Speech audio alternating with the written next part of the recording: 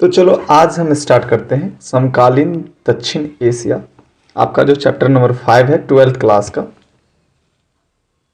Chapter number 5 class 12th, उसका part 2 है। इसके बाद एक पार्ट और आएगा वीडियो का।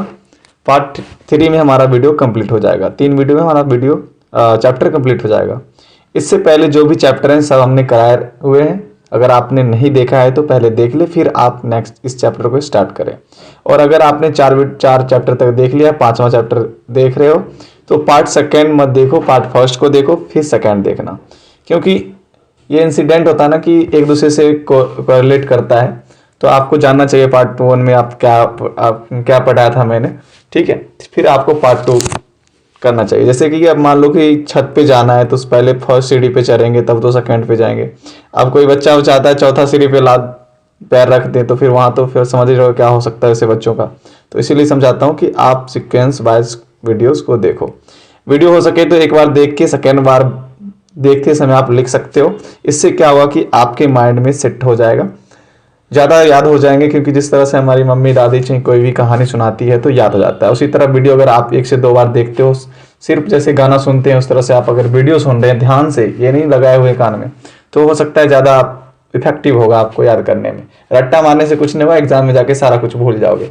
ठीक है, सो विदाउट टाइम वेस्ट करते हुए चलते हैं टॉपिक पे। उससे पहले अगर आप हमारे चैनल पर नए हो, चैनल को जरूर सब्सक्राइब करना, अच्छा लगे तब लाइक करना, कमेंट करना और अपने दोस्तों के साथ जरूर शेयर करना। अगर किसी भी वर्ड या सेंटेंस में कोई प्रॉब्लम हो तो हमें व्हाट्सएप पे आप कांटेक्ट कर सकते हो। ये हमारा व्हाट्सएप नंबर है 620 95 30 205। ठीक है, अब चलो चलते हैं डायरेक्ट टॉपिक पे आते हैं। इससे पहले हमने बहुत कुछ पढ़ा था फर्स्ट पार्ट में। अब सेकेंड पार्ट में हम लोग देश के बारे में पढ़ेंगे, जिसको हम सार्क कहते हैं। देश क्यों नाम रखा गया इसका पता है? दक्षिण एशिया का ये सारे कंट्री हैं इसीलिए। ठीक है, इसको सार्क कहते हैं। ये ऑर्गेनाइजेशन बनाता है दक्षिण एशिया के जो भी कंट्री हैं वो सभी मिलके एक ऑर्गेनाइजेशन बनाता है जिसका नाम होता है सार्क। सार्क का अगर फुल फॉर्म की बात करें तो इंग्लिश में बोलते हैं south Asian association for regional cooperation. अगर हिंदी में आप हिंदी मीडियम से हो तो दक्षिण एशियाई क्षेत्रीय सहयोग संगठन, आपको याद रखना है। देखो, अगर हम बात करें अभी कितने मेंबर हैं और फाउंडिंग मेंबर कितने थे, तो अगर हम बात करें तो पहले 7 मेंबर थे जिन्होंने सभी मिलके साउथ एशिया के 7 मेंबर हैं जिन्होंने मिलके सार्क को बनाया था। सार्क नामक एसोसिएशन बनाया, संगठन बनाया। तो ये संस्थापक देश हैं 7 संस्थापक देश। और अभी की बात करें तो एक ऐड हुआ है 2007 में, वो है अफगानिस्तान। यानी टोटल अभी जो है कितने हैं? 8 अफगानिस्तान। ठीक है, ठीक कर लेना। अब देखो, तो ये 7 देश कौन है जो जिन्होंने बनाया? वो हैं भारत, पाकिस्तान, बांग्लादेश, श्रीलंका, मालदीव्स, भूटान। कितने हुए? 2 2 4 1 5 1 6 और 1 नेपाल। ठीक है, ये सभी संस्थापक देश हैं सार्क के। चलो, अब ये बनाया कब गया? तो ये बनाया गया 1985 में। और इसकी राजधानी कहाँ है? तो इसकी राजधानी काठमांडू में है। ठीक है, और ये उसका लोगो है सार्क का। ठीक है, सार्क बनाने के पीछे उद्देश्य क्या था? क्या वो उद्देश्य फुलफिल किया है सार्क ने, या इसमें कोई खामियां भी है? तो सार्क बनाने के पीछे उद्देश्य था कि जो दक्षिण एशिया के देश हैं, जो हम लोग ऐड हुए थे, जो देशों ने बनाया है, उनके बीच शांति और सहयोग। अगर उद्देश्य की बात करें, जितने भी संगठन है, आप 5 6 7 पॉइंट याद कर लो, सभी संगठन का वही उद्देश्य है। इसमें कम ही उद्देश्य का संस्थापक देश है। मान लो कोई संगठन है तो मतलब सभी सदस्य देश के बीच व्यापार को बढ़ाना, शांति स्थापित करना, सहयोग करना, किसी भी साझे समस्या को साथ मिलकर उसको सलूशन। यानी मैंने बताया एक ही कि सार्क हो चाहे कोई भी संगठन, सबका एक ही उद्देश्य होता है, लगभग, जस्ट सेम नहीं होता। तो उद्देश्य क्या था? दक्षिण एशिया के देशों में शांति, सहयोग स्थापित करना और मुक्त व्यापार में बढ़ावा देना। ठीक है, लेकिन आपको लगता है कि ये सफल है? बिल्कुल नहीं। तो ये असफल दिखता है। क्या दिखता है? असफल दिख रहा है। क्यों? इसका कारण क्या है? यह भी जानना जरूरी है। तो इसका कारण अगर हम बात करें तो इसके पीछे कारण है कि सदस्य देशों के बीच ये सफल नहीं है, उसका कारण बता रहा हूं। सदस्य देशों के बीच विवाद। तो भाई ये विवाद कि कौन सा विवाद? तो ये विवाद सीमा विवाद भी हो सकता है, जैसे भारत पाकिस्तान के बीच जल विवाद भी हुआ था, या और भी कुछ अलग विवाद हो सकते हैं एक्सेट्रा। ठीक है, कुछ भी हो सकते हैं। ये मेनली सीमा विवाद और जल विवाद को लेके हम देखते हैं, जो भी अभी तक हमने पढ़ा है। एक और यानी कि इसका ही दूसरा रूप आप लिख सकते हो कि सदस्य देशों के बीच एकता का ना होना। ये सभी कारण है कि सार्क जो है, सार्क के जो उद्देश्य है वो असफल दिख रहे हैं। ठीक है, चलो आगे। अब नेपाल की कहानी थोड़ा जानते हैं। देखो, नेपाल सबसे पहले अगर बात करें तो हिंदू राज था।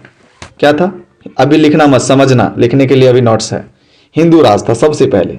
उसके बाद कई साल तक संवैधानिक राजतंत्र रहता है, संविधान भी रहता है, राजा भी रहता है। संवैधानिक राजतंत्र, एस मतलब संवैधानिक, आर मतलब राजतंत्र। मैं शॉर्टकट अभी समझा रहा हूं, बाद में नोट्स बनाना, अभी समझ लो। ठीक है, यहाँ की जनता तथा राजनीतिक पार्टी जो होती है उत्तरदायी शासन की मांग करती है। इनका ये कहना होता है कि नहीं, कितना दिन राजा राज करेंगे, अब जनता के हाथ में आना चाहिए शासन करने का। राजा को समाप्त करते हैं। राजा ने सेना की सहायता से जब भी प्रोटेस्ट होता था राजा के खिलाफ, वो अपना नियंत्रण बना लेता था सैन्य सहायता से। अभी आपको लिखना नहीं है, समझ लो, सैन्य सहायता से। ठीक है, जिसके वजह से वहां पे जो लोकतंत्र है, डेमोक्रेसी, वह बाधित होता था, वह स्थापित नहीं हो पाता था। अब देखो, लोकतंत्र के समर्थन में जनता ने बहुत सारे आंदोलन किए। तो क्या करता था राजा कि सैन्य की सहायता से वह रोक दिया जाता था। लेकिन जब हद हो गई के मतलब है जब पूरा नेपाल लोकतंत्र के समर्थन में निकल गया, जनता आंदोलन करना शुरू करती है, तो फाइनली 1990 में लोकतांत्रिक संविधान की मांग जो है सरकार क्या करती है, सरकार ने यानी राजा मान लेती है। ठीक है, अब देखो, राजा सिर्फ ने क्या माना है, संवैधानिक मांग माना है। जो फर्स्ट लाइन हम देख रहे हैं संवैधानिक राजतंत्र, तब जाके संवैधानिक क्या हुआ, संवैधानिक राजतंत्र आया, अब संविधान आया, अभी कुछ नहीं हुआ है। अब राजा क्या करता था, राजा ने क्या किया, संवैधानिक राजतंत्र लाया, थोड़ा रिमेंबर नहीं हो रहा। हाँ, अगर आगे जाएं तो एक संगठन बनता है वहां पे नेपालियों का, वो होती है माओवादी। माओवादी होते हैं अपने राष्ट्र के अंदर ही सरकार के खिलाफ। जिस तरह से हमारे इंडिया में एक हिंसक होते हैं, एक अहिंसक थे अपने देश को आज़ादी कराने के लिए, उसी तरह से आप कह सकते हो माओवादी होते हैं। ठीक है, तो अब देखो, अगर राजा की बात करें तो अब राजा के साथ किसका किसका लड़ाई है। एक तरफ राजा, एक तरफ माओवादी, और एक तरफ लोकतंत्र को समर्थन देने वाला, यह कह सकते हो आप त्रिकोणीय, इसको बोलते हैं त्रिकोणीय लड़ाई। अभी आपको समझना है, लिखना नहीं है। जो समझ लिए वो लिख लोगे आराम से। अब देखो, माओवादी की झड़प के बाद क्या होता है, राजा ने 2002 में संसद का क्या करता है, संसद को भंग कर देता है। 2002 में लोकतांत्रिक तरीके से संविधान बनाया गया, संसद भी बनाया जाता है। लेकिन जब माओवादी आक्रमण करते हैं, झड़प करते हैं, उसके बाद राजा 2002 में गुस्सा होकर क्या करता है, वहाँ पे जो संसद होता है उसको भंग कर देता है, संसद को। अब जो भी लोकतंत्र थे वो भी खत्म हो गए। फिर 2006 की अगर बात करें, डाटा चेक कर लेना अपना किताब से, उम्मीद था मैं सही होऊंगा। 2/6, उसके बाद 15 में बनाया था नेपाल ने। ठीक है, हाँ चलो, 2 में संसद भंग करता है।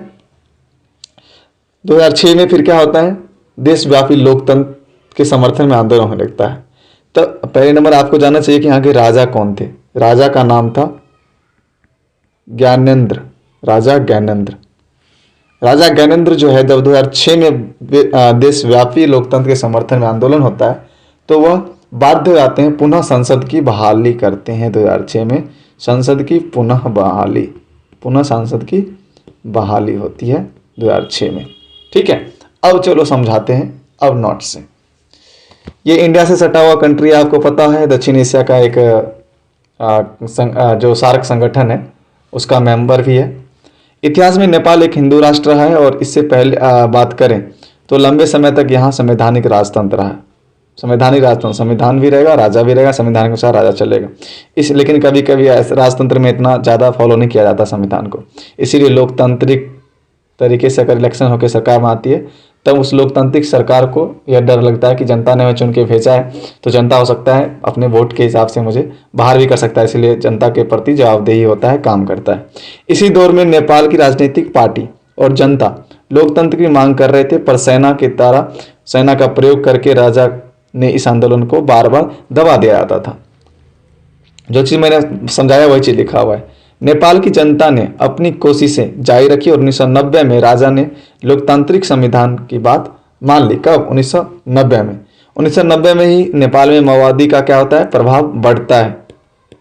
ठीक है, और माओवादियों ने राजा की सेना के बीच संघर्ष करना शुरू करता है और इसी संघर्ष में लोकतंत्र के लिए आंदोलन कर रहे लोग भी शामिल हो जाते हैं, जो लोकतांत्रिक। अब देखो, कहीं ना कहीं माओवादी और लोकतांत्रिक दोनों मिलके राजा के खिलाफ क्या कर रहे हैं, राजा के खिलाफ लड़ाई कर रहे हैं। यहां आपने क्या देखा, इसी संघर्ष में लोकतंत्र के लिए आंदोलन कर रहे लोग भी शामिल हो जाते हैं। किसमें? माओवादी के साथ, माओवादी का समर्थन करते हैं।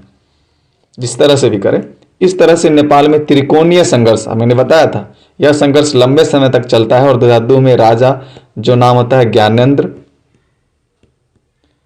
उनके द्वारा संसद को भंग कर दिया जाता है और सरकार गिर जाती है। जब संसद ही नहीं है तो भंग नहीं हो जाएगा, सरकार गिरेगी नहीं। मान लो संसद को ही अगर भंग कर देते हैं, यानी संसद में अगर लोकसभा को हमारे यहाँ अगर भंग कर दिया जाता है तो क्या सरकार तो खत्म हो गई। इसके विरोध में फिर से आंदोलन हुए और इस बार सरकार यानी उस राजा को, जहाँ जो आदमी शासन करता है उसी को सरकार बोलते हैं। हमारे गाँव में अगर मान लो एक इंडिविजुअल आदमी बहुत ही पावरफुल है और सब चीज़ पे शासन करता है तो वहाँ की सरकार, छोटा सरकार वही कहलाते हैं। ठीक है, झुकना पर 2006 में जो चीज़ मैंने पीछे बताया, यहाँ पर एक लोकतांत्रिक सरकार का गठन होता है। अब देखो श्रीलंका में आते हैं। बहुत ही कॉम्प्लिकेटेड है, बहुत ही समझने वाला है, बहुत ही इंटरेस्टिंग पॉइंट है, इसको समझना है। अगर आपको अच्छे से समझना है तो हमारे 10th क्लास में मैंने जो पॉलिटिकल साइंस पढ़ाया है, सत्ता की साझेदारी फर्स्ट चैप्टर है, आप उसको देख लेना। बहुत अच्छे से श्रीलंका की कहानी आप समझ जाओगे, लेकिन मैं कोशिश करूंगा यहाँ भी आप लोग को श्रीलंका की कहानी समझा दूं। ठीक है, अब देखो श्रीलंका में मेनली जो विवाद था वो जातीय समूह के बीच था। श्रीलंका आज़ाद होता है 1948 में। आज़ाद होते ही यहाँ पे लोकतंत्र कायम होता है और अभी तक लोकतंत्र है, लेकिन इसके बीच समस्या जो आया वो जातीय विवाद को लेके। मुख्य विवाद क्या थी? मुख्य समस्या जातिवाद थी। यहाँ पे मुख्य रूप से दो जातियां थी, मान ली 3 था, लेकिन मुख्य रूप से अगर बात करें तो 2 थी। तो कहोगे सर आप बोल के निकल जा रहे हो, समझाओ भी तो सही। चलो भाई समझाते हैं। यहाँ पे 3 थे मेनली, और मुख्य रूप से 2 क्यों बोलते हैं वो भी समझ जाओगे। सिंहली थे, तमिल थे और ईसाई थे। ये चीज़ आपकी किताब में नहीं है। ठीक है, अब कलर चेंज करते हैं। अब देखो सिंहली 74% थे, तमिल जो थे वो 18% थे। ये मैंने 10th में पढ़ाया था, इसीलिए मैं ये डाटा आपको बता देता हूँ। ईसाई 7% थे। तो 7% इसीलिए क्या इसको नहीं माना जाता है। और ये 2 मेजर जो बहुसंख्यक हैं वो कौन है? सिंहली और तमिल। और तमिल में भी अगर बात करें तो तमिल में भी 2 वर्ग हैं, एक श्रीलंकाई तमिल। ऐसे आप अगर प्रेजेंटेशन बनाते हो एग्जाम में बहुत ही, तो आपको नंबर मिलता है। यही होता है प्रेजेंटेशन का कमाल। श्रीलंकाई तमिल, दूसरा होता है भारतीय तमिल। अब देखो 18% भैया श्रीलंकाई तमिल कितना है, भारतीय तमिल कितना है भाई, ये भी समझ लो। 18% में 13% श्रीलंकाई मूल तमिल है और 5% क्या है?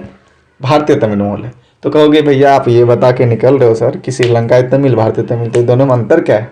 श्रीलंकाई तमिल का मतलब ये है कि देखो तमिल से सटा हुआ श्रीलंका है। ठीक है, ये हो गया आपको तमिल, ये श्रीलंका छोटा कर दो, थोड़ा मिस्टेक हो गया, बड़ा बना दिया मैंने। ठीक है, ये तमिल और ये श्रीलंका मान लो। तमिल से सटा हुआ श्रीलंका है। श्रीलंकाई तमिल उसको कहते हैं जिसके पूर्वज श्रीलंका में ही थे, लेकिन तमिल से सटे होने की वजह से वो तमिल लैंग्वेज सीख गए।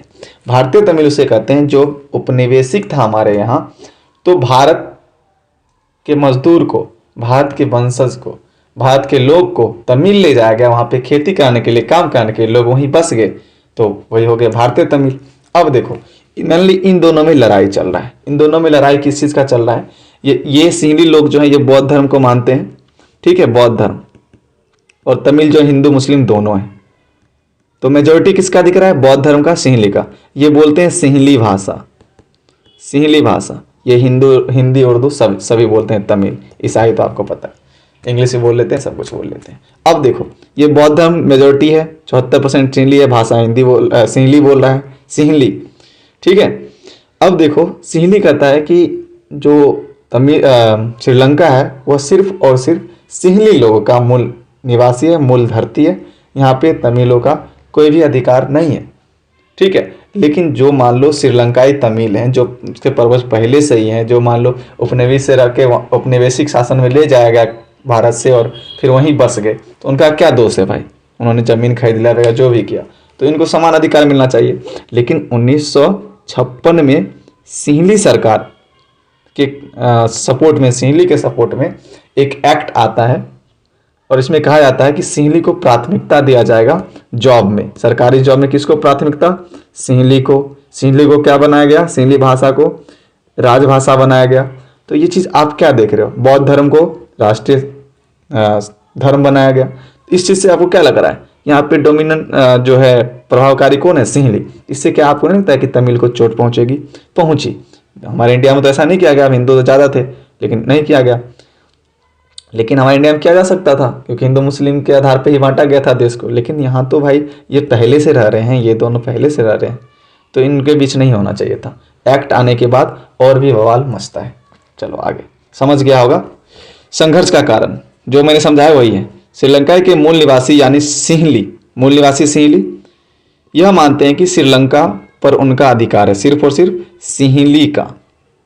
किसका? सिंहली, सिंघली, सिंघली है बाबू रे, और ये भाषा सिंहली बोलते हैं, ठीक है। सिंघली और सिंहली, घ से ह हो जाता है। और तमिलों को किसी भी तरह का रियायत नहीं दिया जाना चाहिए। तो इनका क्या मानना है श्रीलंकाई को कि ये सिंहली जो श्रीलंका जो है वो सिर्फ और सिंहली का है, सिंधली का है, यानी सिंहली भाषा बोलने वाले लोगों का है। तमिल का यहाँ पे कोई अधिकार नहीं होना चाहिए। इस सोच की वजह से तमिलों को श्रीलंका की राजनीति में बराबर हिस्सा नहीं मिल पा रहा है। इस वजह से उन्हें कई मुश्किलों का सामना करना पड़ रहा है और इसी वजह से लड़ाई हुआ था, संघर्ष हो रहा था। इन सब समस्याओं और भेदभाव के बीच यहाँ पे तमिलों ने एक संगठन बनाता है जिसको लिट्टे बोलते हैं, लिट्टे, ठीक है। लिट्टे का फुल फॉर्म ये होता है लिबरलाइजेशन टाइगर्स ऑफ तमिल इलम नाम से एक संगठन आता है और मांगे पूरी करवाने के लिए आक्रमण तरीके से अपनाता है, यानी युद्ध करता है, लड़ाई करता है, छुप के करता है, जिसको गोरिल्लावाद करते हैं। बहुत तरीके से ये लिट्टे संगठन जो है क्या करता है? सिंहली लोगों से, यहाँ के सरकार लोगों से तमिल के साथ जो भेदभाव हो रहा है उसकी वजह से यह आक्रमणकारी तरीके से इसका विरोध कर रहा है। तमिल का पहले मांग होता है, लिट्टे ने कहा कि श्रीलंका के एक क्षेत्र को अलग कर दो भाई, और वह क्या बना दो? एक क्षेत्र को अलग करके तमिल को दे दो, ठीक है। तमिल नामक एक अलग जो है हमको देश बना दो श्रीलंका से अलग करके। लिट्टे का ये कहना, लेकिन बाद में इनका सोच परिवर्तन होता है, बाद में समझौता वगैरह होता है तो मान जाते हैं। लिट्टे का अंत भी हो जाता है, उसके बाद वहाँ जो तमिल होते हैं उनसे वार्तालाप किया जाता है, समान अधिकार दिया जाता है। भारत का हस्तक्षेप भी होता है इसके बीच। भारत के तमिलों ने, जो भारत के तमिल थे, भारतीय मूल के तमिल 5%, भारत सरकार पर दबाव बनाता है कि श्रीलंका में तमिलों की स्थिति सुधारने के लिए श्रीलंकाई सरकार से बात करें, ठीक है। यह अपील करता है कौन? भारतीय तमिल जो श्रीलंका में है, भारत सरकार से अपील करता है भाई साहब श्रीलंका आइए, यहाँ की सरकार से बात करिए, तमिल के जो स्थिति है उसको सुधारिए, क्योंकि हमारे पूर्वज पहले जो है इंडिया के थे, हम लोग को लाया गया अपनी सरकार के समय, तब हम आए और यहीं रहने लगे, तो हमारा क्या गलती है। भारत सरकार ने श्रीलंका की सरकार से बात करने के लिए एक शांति सेना भेजता है। कब? 1987 में। ठीक है, लगता है बहुत बोल लिया हूं। यह शांति सेना लिट्टी के साथ संघर्ष में फंस जाता है। और देखो, भारतीय तमिल इंडिया से रिक्वेस्ट करता है, भाई श्रीलंका आइए। श्रीलंका में भेजा जाता है 1978 में, 78 ही है ना, 87 में, मुझे कन्फ्यूजन हो गया था, आगे पीछे कर दिया हूँ। 1987 में एक शांति सेना भेजाता है श्रीलंका, लेकिन यहाँ पे जो लिट्टे संगठन होता है उन्हीं से फंस जाती है संघर्ष। इसके वजह से क्या होता है, उन्हें वापस आना पड़ता है। लेकिन श्रीलंका के लोग जो है इस सेना का विरोध करता है। इस सेना का यानी शांति सेना का। एक तरफ लिट्टे ही विरोध कर रहा है, उनसे भी लड़ाई हो गया, एक तरफ श्रीलंकाई सेना भी भिड़े हुए हैं भाई कि हम वार्तालाप नहीं करने देंगे, तमिल को सुधार नहीं करने देंगे। अब देखो 89 में भारत ने अपनी शांति सेना को वापस कर लेते हैं। कब? 87 से 2 साल लगता है, लगभग 2 साल में क्या हुआ, वापस बुला ले जाता है और शांति स्थापित करने के लक्ष्य पूरा नहीं हो पाती इंडिया की। तो बाद में होता क्या है, लेकिन वर्तमान में अगर लिट्टे की बात करें तो इसके समर्थक का सफाया हो चुका है। सफाया हो चुका का मतलब यह है कि अब लिट्टे नामक संगठन नहीं है। और यहाँ पे श्रीलंका के जो तमिल है उसको समान अधिकारों की मांग वह अभी भी कर रहे हैं। ठीक है, अब क्या है आगे वो पढ़ेंगे हम पार्ट 3 में। तो वीडियो कैसा लगा, आपको समझ आया या नहीं, हमें कमेंट सेक्शन में जरूर करना। Thanks for watching. वीडियो सही लगे तो लाइक जरूर करना। और आपके लिए एक क्वेश्चन है, आपको ये बताना है कि भारत और पाकिस्तान में जो लड़ाई हुआ वह कब कब हुआ, कमेंट सेक्शन में, क्योंकि मैं पढ़ा चुका हूँ। ठीक है, तो वीडियो स्टार्ट करते हैं। जय भारत।